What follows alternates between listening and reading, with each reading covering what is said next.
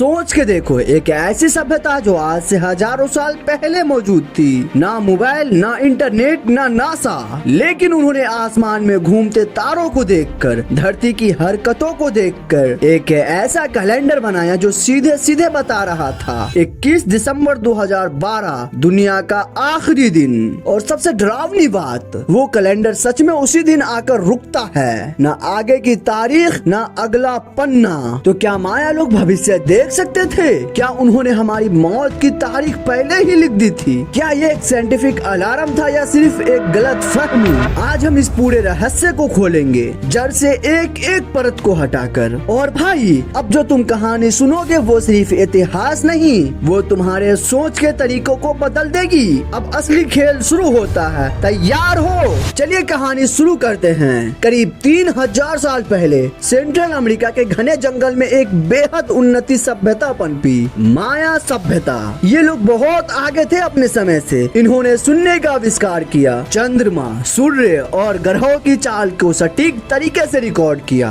और सबसे कमाल, उन्होंने समय को मापने के लिए अपना एक अनोखा कैलेंडर बनाया। जब बाकी दुनिया गिनती 1 से शुरू कर रही थी, माया के लोग दशमलव सिस्टम में काम कर रहे थे। इनका समाज बेहद बुद्धिमान, धार्मिक और खगोलीय विज्ञान के गहराई में डूबा हुआ था। अब जरा सोचो, बिना किसी टेलीस्कोप के ये लोग सालों के चक्र और ग्रहण के तारीखें तक निकाल लेते थे। और भाई, ये बात आज भी बहुत लोगों को नहीं पता कि माया के लोग अपने समय में न सिर्फ गणितज्ञ थे बल्कि खगोलियों के भी उस्ताद थे। अब मुद्दे की बात करते हैं। माया कैलेंडर क्या था? माया लोग मानते थे कि समय कोई सीधा रेखा नहीं है। जैसे हम न्यू ईयर से अगले साल जाते हैं, उनके लिए समय था एक गोल चक्र, और उन्होंने इन चक्र को मापने के लिए बनाया लॉन्ग काउंट कैलेंडर। अब लॉन्ग काउंट कैलेंडर काम कैसे करता था? इसमें थे कई यूनिट, जैसे 1 कैन बराबर 1 दिन, 20 कैन बराबर 1 यूनिट, 18 यूनिट बराबर 1 टन मतलब 360 दिन, 20 टन बराबर 1 कतून मतलब 7200 दिन, 20 कतून बराबर 1 बख्तून लगभग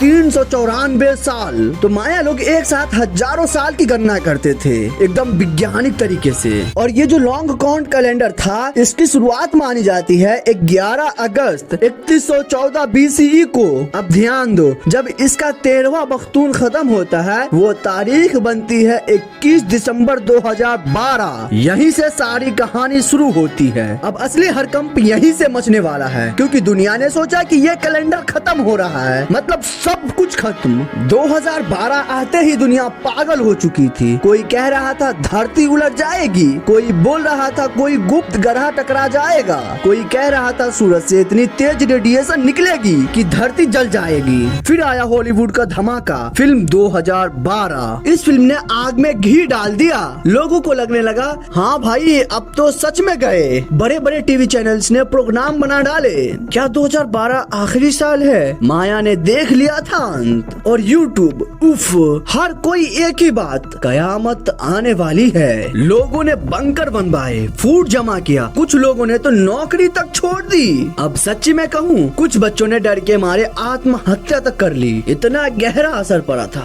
अब बारी थी असली विज्ञान की। नासा के वैज्ञानिक, खास करके डेविड मॉरिसन, हर दिन 1000 ईमेल पढ़ रहे थे, जिसमें लोग पूछ रहे थे हम मरने वाले हैं क्या? प्लीज सच बता दो। नासा ने साफ कहा 21 दिसंबर 2012 को कुछ भी नहीं होने वाला। ना कोई ग्रह अर्थ से टकराएगा, ना कोई सोलर फेलियर आने वाली है, ना धरती पलटने वाली है। नासा ने एक Q&A पेज बनाया जिसमें हर अफवाह का वैज्ञानिक जवाब दिया गया। उन्होंने बोला, माया कैलेंडर बस एक साइकिल कंप्लीट कर रहा है, जैसे तुम्हारा कैलेंडर 31 दिसंबर को खत्म होता है और 1 जनवरी से शुरू, बस वैसे ही। अब तुम खुद सोचो, क्या हम न्यू ईयर को डरते हैं कि हमारा कैलेंडर खत्म हो गया? अब चलो सबसे गहरे हिस्से में आते हैं। खुद माया लोगों ने क्या लिखा था? मैक्सिको में मिले एक पत्थर पे मोन्यूमेंट 6, उसमें लिखा था 13 बख्तून के बाद एक देवता वापस आएगा नया युग के साथ। कोई कयामत, कोई विनाश की बात नहीं थी। 21 दिसंबर 2012 की रात आई। लाखों लोग सांस रोके बैठे थे, टीवी ऑन था, पैनिक ऑन था। 12 बज गए और कुछ नहीं हुआ। 22 दिसंबर की सुबह सूरज निकला, दुकानें खुली, बच्चे स्कूल गए और डर गए धुएं में। कहानी खत्म और हम सब एक बहुत बड़ी गलतफहमी से बाहर निकले। भाई असली बात ये है, माया लोग बहुत आगे थे। उन्होंने कोई दुनिया खत्म की बात नहीं की थी, उन्होंने बस अपने कैलेंडर का एक साइकिल पूरा किया था नया चैप्टर शुरू करने के लिए। लेकिन हम बिना समझे, बिना पढ़े वायरल वीडियोस और न्यूज के भरोसे दुनिया से ही डर गए। इस कहानी से हमें एक सीख मिलती है, जो दिखता है वो हमेशा सच नहीं होता, जो सच होता है वो अक्सर छुपा होता है। अगर वीडियो थोड़ा भी पसंद आया तो वीडियो को लाइक करके चैनल को सब्सक्राइब करना ना भूले। और हाँ, कमेंट करके जरूर बता देना कि अगला वीडियो किस टॉपिक पे चाहिए।